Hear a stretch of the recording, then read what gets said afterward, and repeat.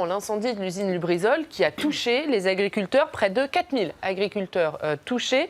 Où on en est des indemnisations promises à ces agriculteurs? Est-ce que vous le savez? Est-ce qu'ils ont été indemnisés?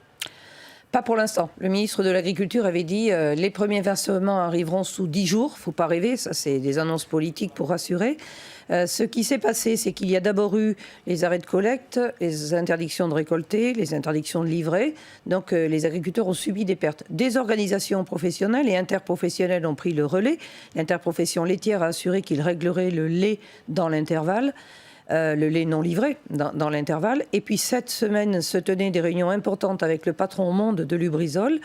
2 réunions ont encore eu lieu hier pour déterminer la mise en place d'un fonds d'indemnisation de toutes les victimes agricoles.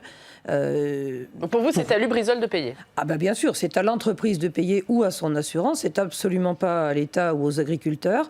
Les dégâts sont importants, donc tout un travail d'évaluation des dégâts est en train de se mettre en place avec des formulaires simplifiés, homogènes sur l'ensemble de la région, c'est-à-dire sur tous les départements de la zone. Et le travail qui est en cours aujourd'hui, c'est de voir comment, dans le temps, on va estimer les pertes directes, indirectes, collatérales, parce qu'il risque d'y avoir des pertes qui vont durer dans le temps. Donc c'est le Fonds de mutualisation sanitaire et environnementale, le FMSE, qui est une structure créée par les organisations que préside un de mes vice-présidents, Joël Limousin, qui est à la discussion avec le patron de Lubrizol. Nous souhaitons que l'État arrive comme caution et garant quand même que la parole sera tenue au cas où, et puisse nous aider à négocier s'il faut. Enfin, ça s'est passé au ministère de l'Agriculture et personne ne sait quel sera le montant. Il avait été évoqué 50 millions d'euros. Moi, je ne me prononcerai pas sur un montant. Il faut être en capacité d'adapter au jour le jour et compenser à l'euro. J'ajoute qu'il y a eu psychologiquement et moralement un vrai choc pour les agriculteurs qui ont dû jeter leur lait pendant 3 semaines pour certains d'entre eux.